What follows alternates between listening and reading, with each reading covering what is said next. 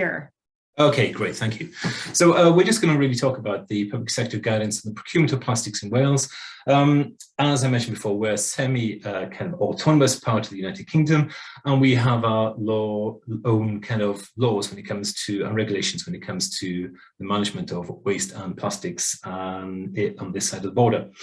What I'm going to talk about today is a little bit more about what Raptors start off with. I'll just give you a bit of background as to who we are and what we do. We've been around for about 20 years, and our mission is to really accelerate the move to more sustained, resource efficient, reinventing what we design, producing and how we sell products, what we use and how we use and consume products, and redefining what is possible through reuse and recycling. So our model is basically on the basics of 4 kind of parameters: policy and technical support. We have a team of specialists who provide support to help organizations, national governments, and local authorities develop and implement waste prevention and recycling policies.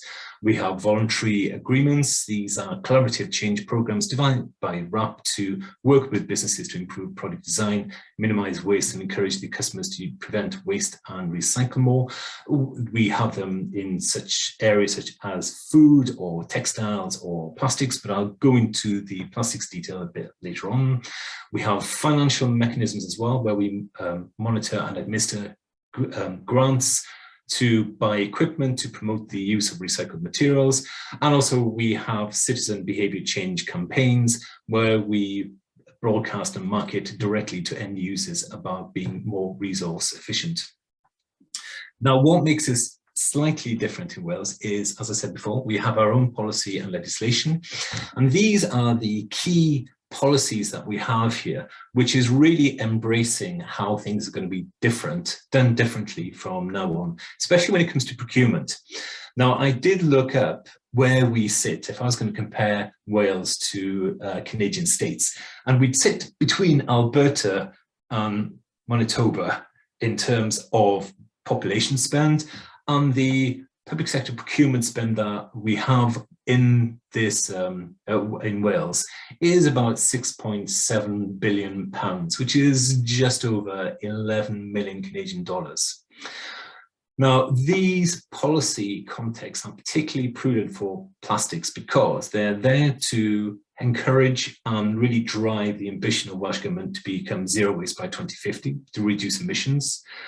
It's there to realise Wales's economic potential through circularity and really embrace the benefits of being able to reduce and save costs, but also upskill and keep the resources in the economy for as long as possible. And it goes beyond the new ambitions of just managing waste to one where you're focusing on recycling and moving towards a more circular economy and identifying the potential of public sector to really drive this change. Now, it will be there to prioritise the purchase of products with a low carbon footprint, using less virgin materials, which is where specifically plastic comes into it. And really it hinges on the ambition to become carbon neutral by 2030. And the Ellen MacArthur Foundation noted that roughly 45% of carbon emissions came from the production and consumption of goods and services we use every day. And really, by looking at what we procure, we could really influence the Scope 3 emissions, which are critical, especially with COP26 being last week in the UK as well, and really how we can influence those changes. Now, with the plastics that we generate in Wales, it's about 400,000 tonnes of plastic that are generated here. Most of it is not recovered or recycled. There is very much a public concern about how we use and how we dispose and where this plastic ends up. And so the Welsh Government is there really to look at how we can set up a more rigorous procurement process to make sure that the impact of these materials are minimised. So it does need leadership required from the public sector. But on the bottom of that page there, on myrecyclingwales.gov.uk, what we have is we actually publicise in every local authority the recycling rates. And at the moment, overall in the UK, overall in Wales, the recycling rate is about 60%. And that's why Wales is doing particularly well in the recycling stakes, because I think we're third in the world after Germany and South Korea, possibly. But, well, okay, fine, sorry. So what we're going to talk about today is specifically about the plastics guide, so that it's really aimed at those people in the public sector who are involved with the procurement and buying of single-use items, mostly. It provides you with a basic framework of what to look at, what decisions and what things need to take into consideration. And as I said, the focus is on single-use and packaging plastics, but this can be applied wider. And at the end of the presentation, I'll talk a bit more about, how this can be expanded. And it's a more of an approach, I suppose, an ethos of how you can procure in a more sensitive and environmentally friendly way as well. So if I go to the next page, so we in RAP Cymru are working on the route map for plastic recycling. And in this document that we generated for Welsh Government, we suggested that it would mandate that all plastic products and packaging procured are reusable or recyclable and incorporates recycled content. I'll talk a bit more about one of the voluntary agreements that we deal with, which is the Plastics Pact next. But we also talked about achieving a collection and recycling rate of more than 90% and setting and achieving recycled content targets for selected products as well. Now, the problematic plastics, which you discussed before, to me, a problematic plastic is one where there is no obvious place to dispose of it and there's no obvious thing for you to do with it. So this is the kind of life cycle, I suppose, of plastics. So the most important thing is that when dealing with plastics, there's got to be an infrastructure and a way for you to deal with it. So if it can be recycled, it can go on to be used and be made into other products as long as possible. And of course, it's just avoiding the yellow boxes on the left-hand side and making sure that your plastic doesn't end up on that left-hand side. The problem is with plastic is that it's a very useful material. It's a great product. It doesn't decompose. It's cheap. It's durable. Doesn't smell. Doesn't contaminate foodstuffs very easily. So it's a victim of its own success. But the funny thing about problematic plastics, to me, it's a bit like what is a weed? A weed is a plant where you don't know what to do with it or how to get rid of it or how to dispose of it. And just like a rose in a field or full of cabbages, that's a weed. So there needs to be a clear way of dealing with these plastic materials and what you can do with it and understanding the whole life cycle of these products when you're procuring them. Now, the next slide is to do with the Plastic Pact. Now, this is one which is supported by RAP Cymru. And the Plastic Pact is a voluntary agreement between the retailers and the producers. And it's there really to eliminate problematic or unnecessary single-use packaging through redesign, innovation, or alternate reuse delivery models. So the main aspect of the Plastics Pact is really look at those particular categories and try and get rid of them. And in procurement as well, these are the areas where, do you really need these? Are they central? Is there something else out there that you can use instead of them? Could you get rid of them? Because these are very much the high visibility things that people see, and they are rather superfluous, really. They are things which in the past we would have picked up and used without much thought about. But the Plastic Pact is really trying to eliminate these. Now, the Plastic Pact has three other objectives as well.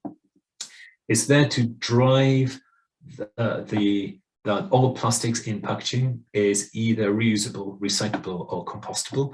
And in some ways, it's there to drive the fact that it's homogeneous, that it's easily recognized as being a particular type of plastic, and therefore it's easy to put it into the right kind of recycling stream and reprocessed, and it can be made into other things. The third one is 70% of plastics packaging effectively are recycled or composted. So it's making sure that the channels are there so that these can be taken in and reused again. And then 30% of plastic packaging you buy after 2025 will have 30% recycled content. So it's going to drive the demand for these materials as well. And there's an end market for it. And also in the report, the documents that I discussed, this is the one on the main website, and I'll come to it at the end of the presentation. It just differentiates what the different plastics are and the importance of not cross-contaminating them. So if you are using bioplastics, you certainly don't want to be mixing that up with PET, for example, because that just renders the whole mix unusable then. And then let me see. So then, So then we just talk about the amount of plastic packaging placed in the UK market in 2017. Still considerable amount of tonnages, but the vast majority of it was virgin plastic. Now we talked about 10% of it being recycled plastic being used in manufacturing well. So there's lots of scope to be increased there. And by 2025, they are looking to have 30% of recycled content in packaging being generated here in Wales. Now, one of the main drivers in the UK as well is that in April of 2022, there will be a tax on plastic packaging that doesn't include 30% recycled content. So there will be a real initiative then for manufacturers to include an element of recycled material in their plastic packaging, and that will have a pull-through effect then. It'll create demand for these materials, it'll create a value for these materials, and really speed up the industry that way in adopting recycling processes. So the public sector really is there to identify opportunities to specify a minimum percentage of recycled content, and really when it comes to procurement, start specifying what should be in their recycled plastic packaging. And this is already being done because we work with several government organizations, and when it goes out to procurement, we ask them about what element of it is recycled, do they do take back, can the packaging material be reused over again, and other questions that we can actually help drive the market and really drive the awareness of what the options are out there for companies. So I'm just going to use Princes as an example of a company which is making that move. So it's already committed to making 50% of its, what am I saying? Bottles and soft drinks will be made of over 50% recycled plastics already. Now, I think 50% is probably a little bit on the low side, because I noticed now that when I went to the supermarket last time, lots of them are branding it quite explicitly as 100% recycled plastic. So the supermarkets and the manufacturers are already quite conscious of the fact that they can benefit and they can market themselves as being environmentally responsible in having recycled materials. And they are using recycled PET. They're responsible for 7% of the plastic bottles used in the UK, and all of the PET bottles are 100% recyclable. So they can be further recycled again in line with what the Plastics Pact is all about. So then this is really the whole crux of what we discussed within the document, the route to plastics for public sector procurement. So really it's just using the waste hierarchy again and really asking the questions, can it be recycled? Do you actually need it to start off with? And just pushing the procurement questions further up to the top left, if you like, and making sure that when it comes to procurement, that people are asking the right questions in terms of, are we doing the right thing? Is there a better way of doing this? Are there questions you should be asking? Are there demands that we should be making onto our own suppliers about what they're producing, and how we can make a life cycle assessment of what these products are. In the past, I think procurement has always been very transactional based. People coming through the door and say, we need this, and then you scurry off and you buy them. Whereas actually we need to take into account the whole life cost of these items and understand a bit more about what the overall cost and the overall value of these items are. And this really comes back to Tim's point before about you could look at the local employment, you could look at keeping the spend on a local kind of basis, and a whole variety of things. And there's a forthcoming social partnerships and sustainable procurement bill coming through in Wales as well. And it's expected to set out an overreaching duty on contracting authorities to seek to improve the social, economic, environmental and cultural well-being of the areas by carrying out public procurement in a socially responsible way. Now, if I just go down one more slide, oops, sorry.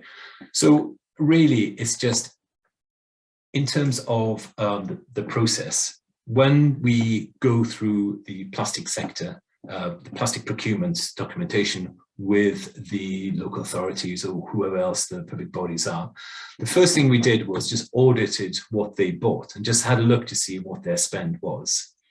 So this, we just went in, we would look at their whole spend of the whole year and really identify what areas generated what in terms of the plastic that they were buying.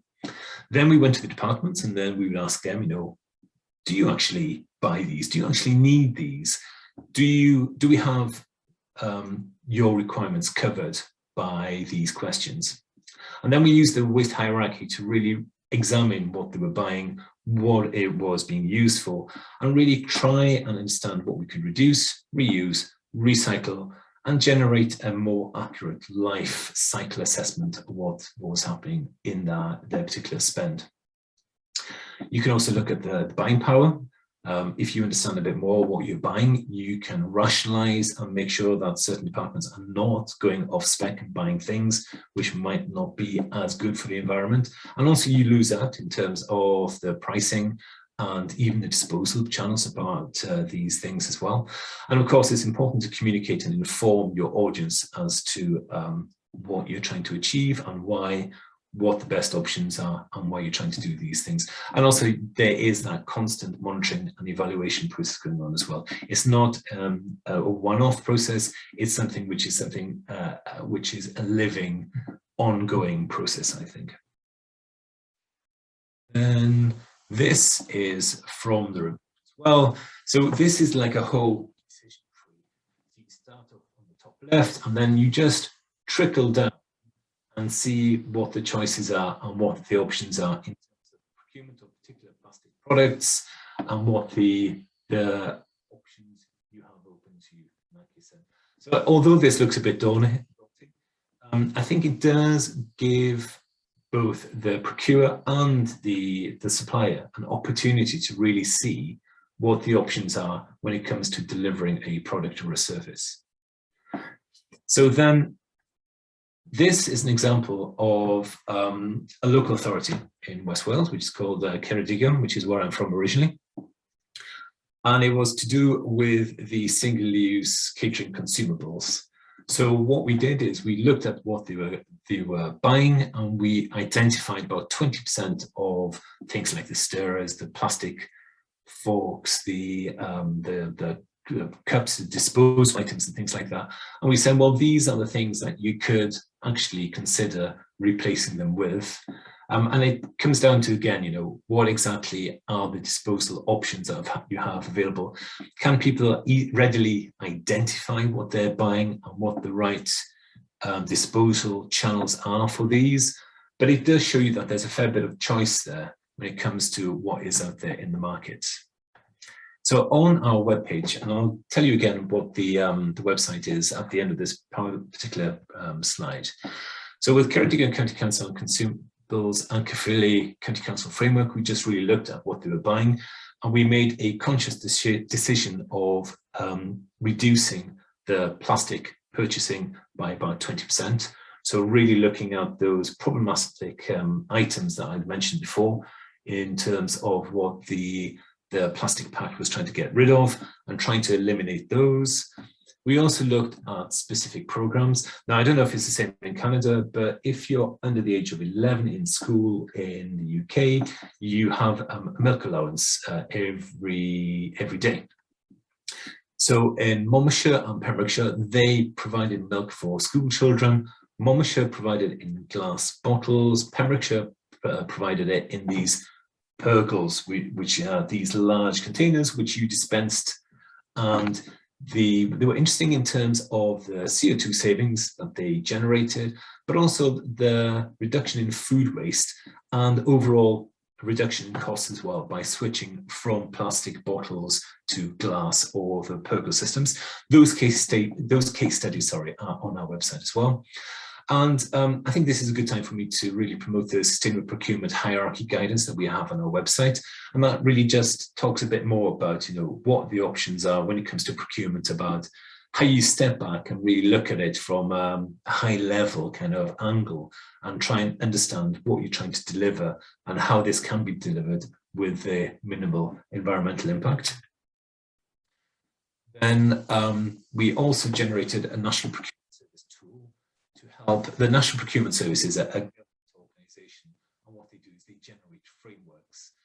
And we generated for them an Excel spreadsheet. And in this Excel spreadsheet, it would really detail the CO2 impact of particular goods and services. So these were the 6 kind of sheets on it, and this is how they could compare one response to another when it came to the CO2 impact of that particular good or service. But of course, this is quite useful for the suppliers, because then it could influence the suppliers in terms of what they were doing and seeing how they could improve their score, if you like, when it came to assessment. But as I said, these examples and a few others are on the Rob Cymru website, which is on the bottom there. So if you have a look at there, also my email address is on the end of this. So if you did have any questions, then please get in touch with me. Now, with the sustainable procurement hierarchy, which I mentioned before, which is still very much in line with what the plastics element is all about. It's there about reducing, so you're trying to direct your procurement up to the top all the time. You're either doing that or looking to reduce or maybe maximize the amount of utility and benefits from what you're buying, to making sure that you can use it as often or it lasts for as long as possible. You're buying sustainable products, and by that I mean they could be made out of recycled plastics or had a previous life somewhere else, or even at the recovery stage, you know what path you can choose to dispose of these items. So again, it's avoiding that kind of idea of a problematic plastic in that you don't really know what to do with it at the end of its life. So one of the things I was going to use actually, and this is a bit off the main kind of plastics kind of subject, but then I suppose the ethos is exactly the same again. This is a picture of my mobile phone, which is a bog standard Android mobile phone. And you could say, well, a mobile phone is something that we all have in front of us. Even at this point, if you stretched out, I'm sure everyone's got one within a couple of foot of wherever they're sitting in the world now. So a mobile phone is an interesting example because, yes, it's made out of mostly plastic. But the fascinating thing about mobile phones is that 63% of us have changed phones in the last 3 years in the UK. I'm just using UK stats. Even though really, the mobile phone I have now is probably very much the same as the one I had 10 years ago, but it's very fashion driven. And I think, people are looking to have better battery life, better cameras and things like that. So yes, okay, they're pretty much the same, but they don't change an awful lot. This equates to about 30 phones over a person's lifetime. And then each phone contains nearly half of the empirical table elements. That's a lot of very rare earth materials. You could link it to maybe the 30,000 children who are supposed to be working in the Congo, mining cobalt and things like that. So it's linked to child exploitation, pollution, and CO2 impact. 50% of people never dispose of their phones. This is very much like my brother, who's got a drawer of phones, and I keep nagging him to get rid of it. 53% of UK respondents to the survey had paid for mobile phone repairs in the last 2 years. So it's very often people would drop the phones, crack the screen and things like that. And they are not things which anyone can really pick up and repair very easily. And are they designed for obsolescence? That is, I think for mobile phones, the main criteria people look for is how long will the software be supported. So for this Android one, I think it's about 2 years or so before they're not supported anymore. So coming back to this reduce, reuse, buy sustainable, recover products, I think the mobile phone is a good one because it is largely made of plastic, absolutely true, plus lots of all the other kind of rare earth materials that goes into it, but also it's one which is central to what we do these days. So if I was going to look at a mobile phone, I'd say, well, actually, do I really need a mobile phone? And because, thanks to COVID, I'm working from home a lot these days, I don't really need one, because even with Teams, you can have a landline number associated with your app or your laptop.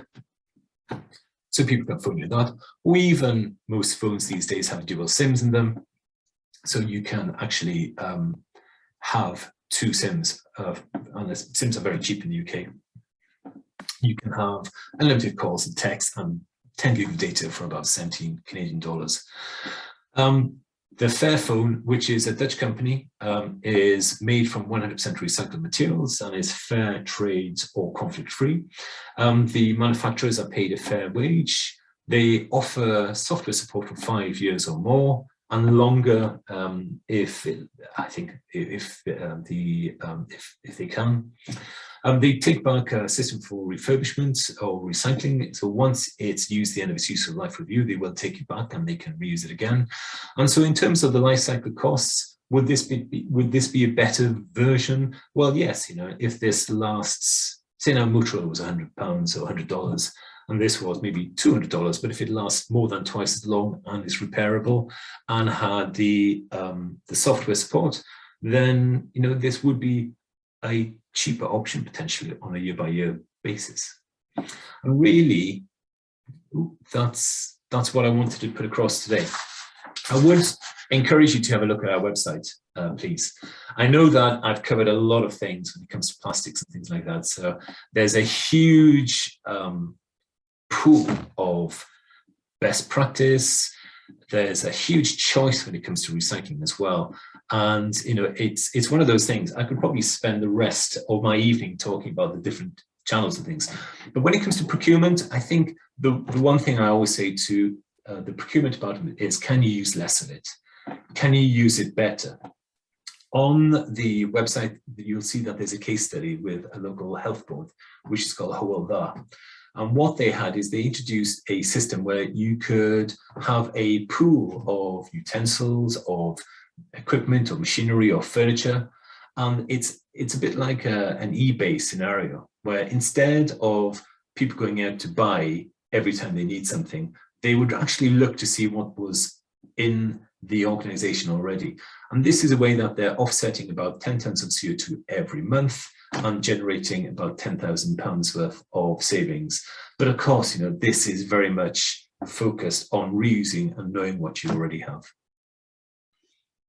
Thank you, Huw. You're quite right. We could go on. I mean, plastics is used so ubiquitously. And in fact, when we look at the 7 category spends that we're going to be examining that are the category spends common to all governments, plastics are in all of them, whether it's textiles or carpets or durable goods or construction, and of course, catering and food packaging, which you focused on today. So it's endless. And I would say, that's really what motivated us to separate it as a material from the other sectors that we're profiling in this week's summit discussions.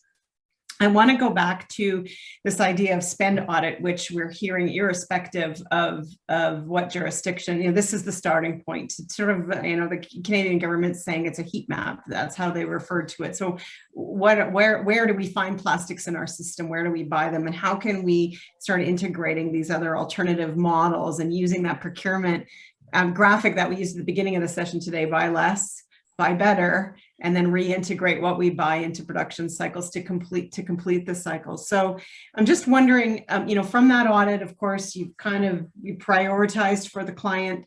Yes. Where should we be focusing our efforts? Makes all kinds of sense. At what point, and then you come out with guidance document, that decision tree, which is really so practical to help people navigate who maybe have not thought of this before. Very practical tool.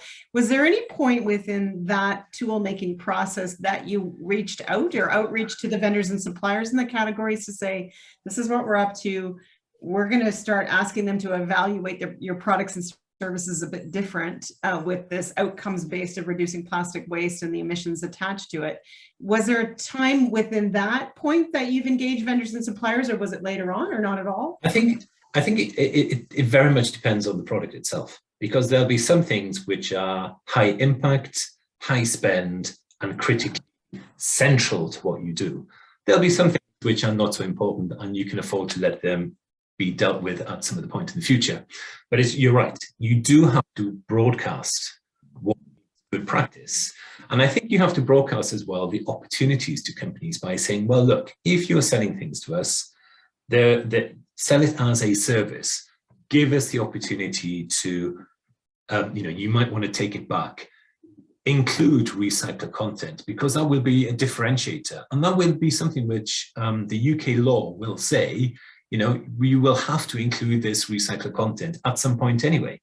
So in some ways, these are already going to be dictated to them. So what I'd say is get ready, do it now.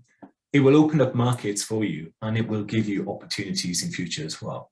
Also, recycled content, from what I've seen so far, doesn't seem to make a huge impact on the overall cost for them as well.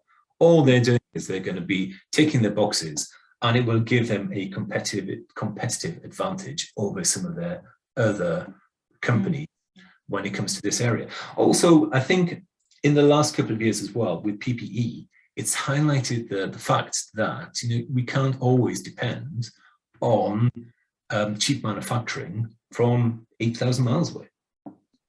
Yeah. So you could argue as well, in becoming more resource efficient, in recycling more, then you're going to be sourcing those materials on a more local basis.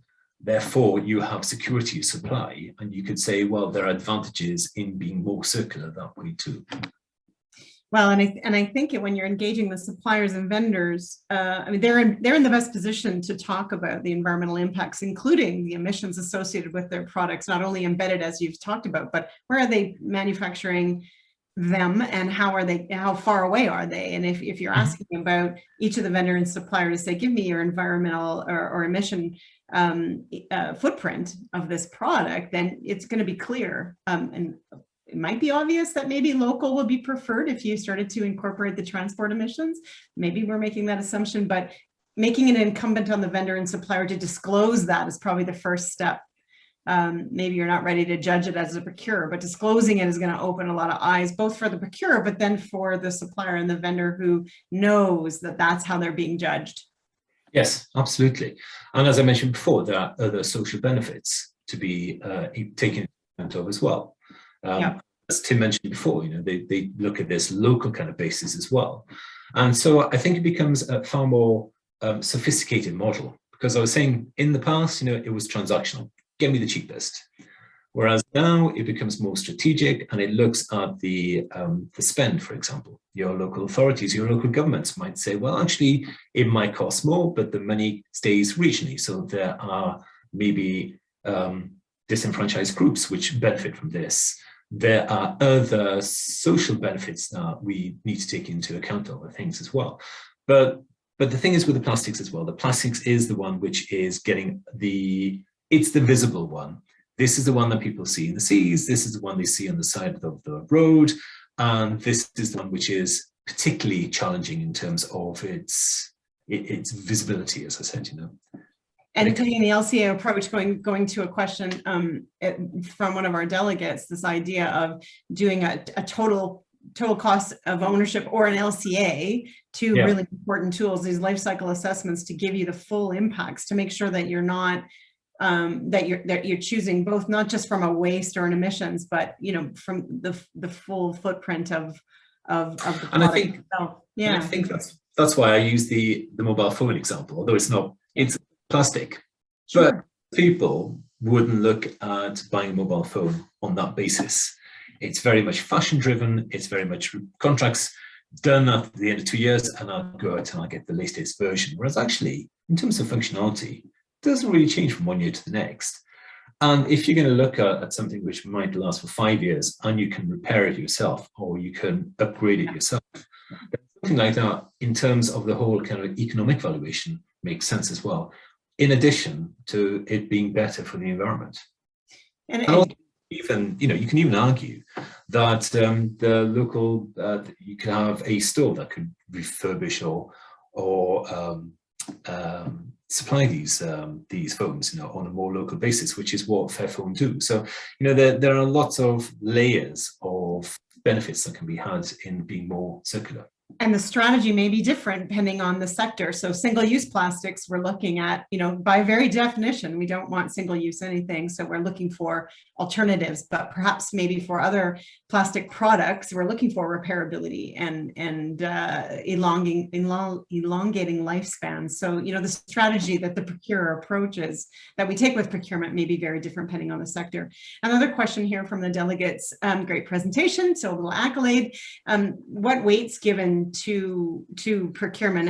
In the guidance document, it's a tree, so it's either a yes or no. Well, can you talk about I spoke to one, we were doing one procurement exercise today, and we were giving the environmental element 40%, the same weighting as price. Wow. So then people sit up and they take notice and say, this is something we need to address, and we need to move away from it being price-based to value-based. Yeah. I think sends the signal to suppliers, not only just existing ones, but future ones as well, saying that the emphasis on who we choose to be our suppliers is going to change. So invest now, research now, evaluate now, and this will put you at an advantage, not only for now, not only for future contracts, but future contracts with other similar organizations, because the public sector will all move in the same direction and it'll drag the suppliers with it. You bet. Yeah, for sure. So signaling to the market where you're headed. Well, we're deep into your evening now. We're very blessed I'm not going anywhere. For your ability to come in late at night. We really appreciate the time and the expertise. No problem whatsoever. And such a rich presentation. We look forward to continuing to work with you and all of your clients as well. Thank you so much. Good evening. Yeah, my apologies if I tried to cover a bit too much. As I said, it's a rich subject area. That's okay. Any questions, or if they want to get in touch with me, please feel free. Thanks so much. Thank you. Bye. Bye-bye. Okay.